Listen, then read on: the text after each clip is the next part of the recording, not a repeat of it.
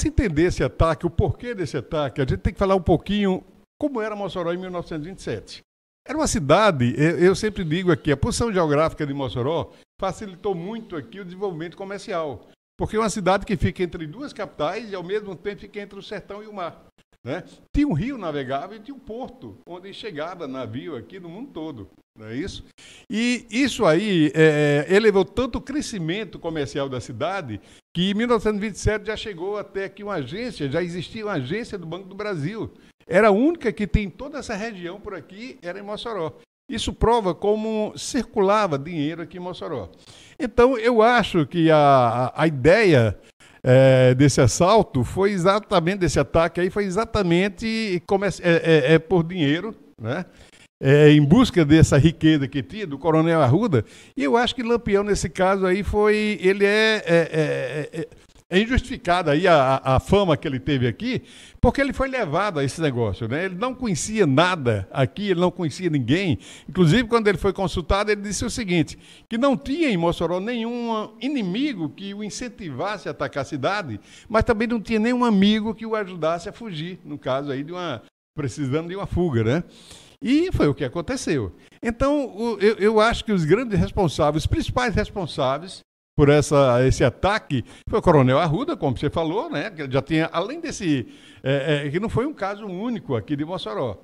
A ideia era atacar primeiro a Pudi e logo em seguida Mossoró. A Pudi, sim, era um caso totalmente político lá, né? Com os pintos e tudo, mas Mossoró não. Ao meu ver, era só pelo dinheiro mesmo. E por que Macilon? Porque Macilon ele tinha sido tropeiro, né?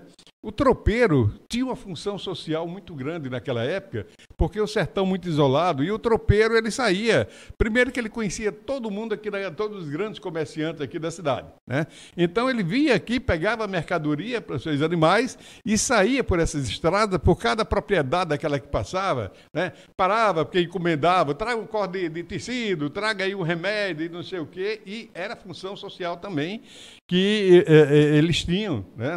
Nesse trabalho deles aí, já que eles conheciam todas as rotas, conheciam todas as pessoas praticamente. Então o Macilon, nesse trabalho dele, uma das viagens que ele fez para Paraíba, ele terminou entrando em conflito lá com a polícia, né? Uma questão simples. O delegado tinha proibido lá o uso de armas na cidade, né, para diminuir a violência na cidade, e ele de fora, tropeiro, todo sertanejo, sempre andava com sua faquinha de lado, que não era arma praticamente dita. Ali era um utilitário que todo mundo, principalmente tropeiro, que estava o tempo todo precisando de uma faca, alguma coisa assim, para ser na sua função, né? E ele estava lá num determinado botequinho lá, tomando sua cachaça, quando chegou o soldado, muito bem preparado, né? Esteja preso, que você está armado e aqui é proibido. E ele disse, eu não sabia que aqui era proibido, mas está para nascer um homem que vem tomar minha faca. E com isso aí eles entraram num conflito, né? Ele terminou matando esse soldado. E aí teve que abandonar toda a mercadoria, de tudo que... Eu não sei se ele estava com mercadoria nesse momento, mas todos os seus animais, teve que abandonar tudo e fugir para não ser preso, né? E terminou montando um pequeno bando e foi viver de cangaço, né? E ele também se acoitava lá com o Coronel Arruda. Então, era ele a pessoa que conhecia todo mundo e todos os cantos aqui da cidade. Então, eu acho que os grandes responsáveis aqui por esse assalto foi o Coronel Arruda e Macilon. Lampião, porque era o nome mais famoso que tinha na época, né? Usaram praticamente o nome de Lampião para poder criar aquela expectativa de medo, assim, achando que a cidade ia se render fácil, porque o nome de Lampião é que estava entre eles, né? Mas foi uma coisa que eu acho que não funcionou exatamente por isso, porque Lampião era apenas um dos bandos que participou daqui, né? A gente tem que lembrar que naquela época, Mossoró já tinha mais de 20 mil habitantes. Era uma cidade, para os padrões da época, muito grande, porque Natal, capital, tinha pouco mais de 30 mil habitantes. E fazer um assalto para uma cidade desse tamanho, que nunca tinha acontecido, nem aconteceu depois, nem mesmo no auge do cangaço, lá depois da Bahia e tudo, se tem notícia de uma cidade tão grande ter sido atacada com tantos cangaceiros como eles juntaram para vir aqui. Então, por isso que quando fala de ataque Lampião a Mossoró, é até um pouquinho pesado aí essa acusação para Lampião, né? Lampião e o seu bando, junto com outros bandos, porque não foi só o bando de Lampião, tentou saquear Mossoró. Isso não aconteceu. Mossoró, que até hoje é conhecida como cidade resistente, né? Uma alusão não só ao cangaço, mas também a outros fatos históricos que os construtores da identidade de Mossoró costumam colocar nessa identidade do moçoroense. Resistência ao bando de Lampião, resistência por conta do voto feminino, resistência à questão abolicionista. Mossoró foi uma das pioneiras do movimento abolicionista, não foi a primeira cidade, como existe no imaginário, né, das pessoas, e também fruto do pensamento elitista que nunca barrou, mesmo Exatamente. Que nos livros de história não exista essa afirmação de que Mossoró foi a primeira cidade a abolir a escravidão. Mas vamos voltar para o cangaço. Mas antes de ir para a próxima questão, eu quero pedir a você que está nos assistindo, mas não é inscrito no canal, se inscreva. Toda sexta-feira o programa vai ao ar. E agora, de cara nova, nesse espaço aqui, nesse estúdio, nesse espaço multimídia, professor Felipe Caetano, aqui direto da Duerne, da nossa seção sindical do Andes, onde nós estaremos toda semana com um entrevistado ou uma obra discutindo, obra essa que fala sobre o cangaço ou áreas afins. Geraldo, a gente está falando da passagem do bando de Lampião em Mossoró. E a gente sabe que aqui Lampião levou peia. Né? E Cochete morreu aqui, Jararaca foi baleado e o bando se mandou para o Ceará e depois foi se dispersando até se fragmentar e recomeçar em outro momento da história. Eu queria que você falasse para a gente aqui sobre Jararaca. Jararaca é um sujeito interessante na história do cangaço. Ele, eu vejo como diferente dos outros. E você coloca isso muito bem. Por que Jararaca é diferente no seu processo de entrada do cangaço? E após a morte, aí é que ele ficou diferente. Né? E até hoje, quem ouve falar de Mossoró e cita cangaço, é muito comum lembrar de Jararaca. No imaginário popular, a figura de Jararaca é mais lembrado e mais enaltecido do que a figura do prefeito Rodolfo Fernandes, que foi quem liderou a resistência ao bando. Nos fale um pouco de Jararaca, ele como cangaceiro e ele depois como santo. Quase padroeiro de Mossoró. Quase padroeiro de Mossoró. Mossoró é uma das poucas cidades que tem um cangaceiro como padroeiro. É brincadeira, gente. Eu digo padroeiro porque muita gente acredita que nos milagres de Jararaca. Aliás, Jararaca não. Uma vez eu fui, me chamaram a atenção, né? Eu estava lá no túmulo de Jararaca e perguntei se a pessoa lá acreditava realmente que Jararaca obrasse milagre. E essa pessoa botou o dedo assim para mim e disse: Jararaca não, José Leite de Santana.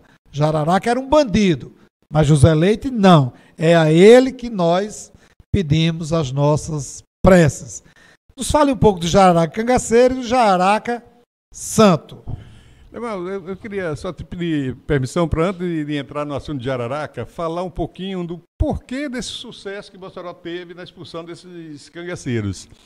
É que, como a gente falou, Mossoró já era uma cidade grande, né, com mais de 20 mil habitantes na época, e eles sabiam dessa história. Eles sabiam que era uma cidade muito grande e começaram a preparar esse assalto quase 6 meses antes. Então nós temos aqui, hoje já tem provas, né, que desde dezembro de 1926, nosso ataque aqui foi em 13 de junho de 27, então 6 meses antes, já estavam mandando correspondência aqui para o prefeito da cidade, né? Pessoas que conheciam o Rodolfo, dizendo que lá na Paraíba e Pernambuco, os cangaceiros estavam se preparando para atacar Mossoró. Enquanto eles procuravam um número suficiente de pessoas que eles achavam que era o ideal para atacar uma cidade desse tamanho, e munição, Mossoró também teve tempo de se preparar. Não foi um ataque de surpresa como eles faziam em outras cidades, né? Normalmente os cangaceiros chegavam de surpresa e faziam como chegaram em Apodi mesmo, chegaram de surpresa e fizeram a devassa lá na cidade. Aqui não, talvez pelo tamanho da cidade, sabia que tinha policiamento aqui tudo, eles tiveram algumas precauções. Então, esse tempo que eles passaram para se preparar para atacar a cidade, deu tempo também da cidade se planejar, preparar todo um plano aqui de defesa, providenciar armamentos e tudo, né? Para que isso pudesse, se viesse a acontecer esse ataque, o próprio cidadão, já que não podia contar com a força policial, que era muito pequena.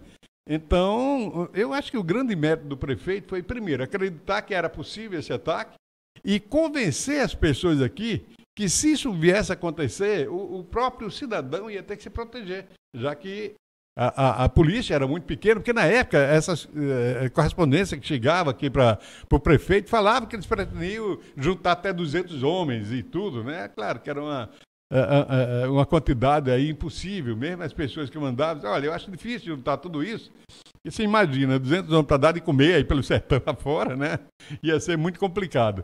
Mas se sabia que era uma quantidade grande de pessoas que vinham e o policiamento tinha aqui não era suficiente. Então, o grande mérito de Rodolfo Fernandes foi, além de acreditar, com a ajuda de outras pessoas, é claro que não foi ele que organizou a defesa e tudo, né? Mas o tempo todo incentivando as pessoas para que se organizassem, né? Que se municiassem para poder estarem preparados se isso viesse a acontecer. Por isso que o Mossoró conseguiu se defender sem nenhum ferimento, sem nenhuma morte daqui, porque quando os cangaceiros chegavam, inclusive a cidade, foi uma outra sacada, a grande sacada do prefeito, quando teve certeza que já estava vindo de governador de Serra Rodada para cá, né, na época São Sebastião para cá, esvaziou a cidade. Pediu para a população que não tivesse condição de se defender, que deixasse a cidade, e para isso foi disponibilizado todos os trens, todos os vagões de trens aqui, além de carros e outros meios de transporte de quem tinha, né? Para que quando chegasse aqui não tivesse morte desnecessária, como realmente isso aconteceu, né? Foi a grande sacada dele, foi esvaziar essa cidade para que só ficasse aqui quem tivesse nas trincheiras e pronto aí para se defender, né? Então, esse foi a razão do sucesso que Mossoró teve com esse bando tão grande aí de cangaceiro. Mas já que você não falou de Jararaca ainda, ele está devendo essa de Jararaca, mas ele vai falar agora. Vamos falar agora. E você falou de resistência. Geraldo, em Mossoró tinha um tiro de guerra. Tiro de guerra, que é uma extensão do Exército. Mossoró nunca teve nem tem um quartel do Exército, mas tinha e tem um tiro de guerra. Essas pessoas lutaram? Pegaram em arma o tiro de guerra? Tinha uma estrutura militar? Foi para a rua? Foi combater o bando de Lampião? O que é que a gente pode falar do tiro de guerra? Se esconderam? Estava fechado? E aí, o que é que você tem sobre o tiro de guerra? Mas foi uma dúvida que eu tive, porque o tiro de guerra existe em Mossoró desde 1905, né? Esse ataque foi em 27. Então, normalmente tinha um contingente de 100 homens lá sendo treinados para lutar, e eu tinha essa dúvida, até que um dia eu consegui, através de amizade lá que eu tive lá com um dos comandantes lá, pesquisar esses livros, os livros lá do tiro de guerra, né? Os cadernos lá de instrução deles, e a gente descobriu que nesse período o tiro de guerra estava desativado, né? Por falta de estrutura, tanto física, que não tinha, o quartel lá estava em ruínas, desarmamento, já a grande parte não funcionava mais, e deixaram desativado aí até terem condição de voltar a funcionar. Mas tem uma coisa bem interessante que a gente descobriu, que grande parte das pessoas que estavam nas trincheiras tinha passado por treinamento do tiro de guerra. Então não era aquela pessoa que nunca tinha pegado em arma e de repente foi lá defender a sua cidade, né? Claro que não eram todos, mas muitos dos que estavam nas trincheiras tinham passado por treinamento do tiro de guerra. Então, o tiro de guerra, ele indiretamente participou através de seus ex-atiradores, né, que estavam presentes nessas trincheiras. Jararaca? Tá vendo aí, pessoal? Tiro de guerra presente. Estava em ruína, o prédio lá estava desativado. Mas é interessante essa informação. Muitos dos resistentes haviam passado pelo tiro de guerra e tido a sua formação no tiro de guerra. Logo, as pessoas que pegaram em armas para combater o bando de cangaceiros não eram, em sua maioria, pessoas despreparadas. Eram pessoas que tinham um mínimo de conhecimento da utilização de armas.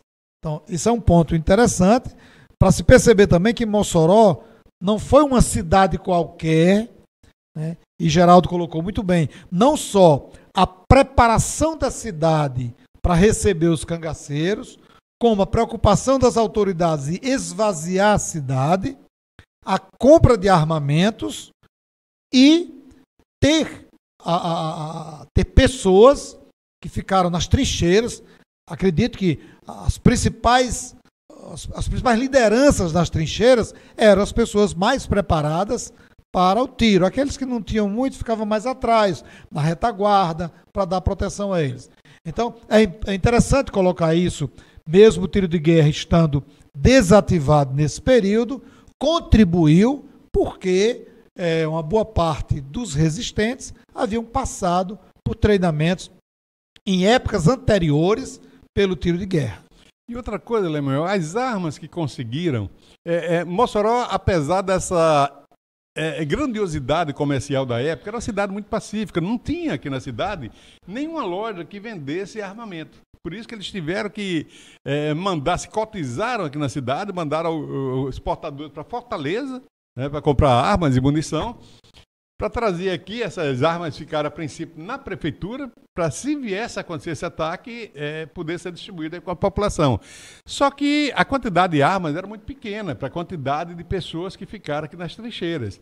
Então, tinham aqueles que estavam na linha de frente ali, que a gente chama os heróis da resistência, né? Mas tinha também dentro das mesmas trincheiras uma quantidade grande de outras pessoas. Muitos mandavam a família, mas os homens ficavam, né? E o que é que eles faziam? Enquanto estava lá alguém atirando, eles estavam separando munição e tudo para distribuir com aqueles ali. Quer dizer, foi uma coisa bem pensada, né? A organização foi bem pensada, porque tinha os atiradores e tinha aqueles que estavam por trás preparando a munição. Era uma arma diferente, munição diferente, tinha que saber quem era que estava com cada tipo de arma para poder distribuir essa munição. Então, isso mostra também que houve uma organização precisa, né?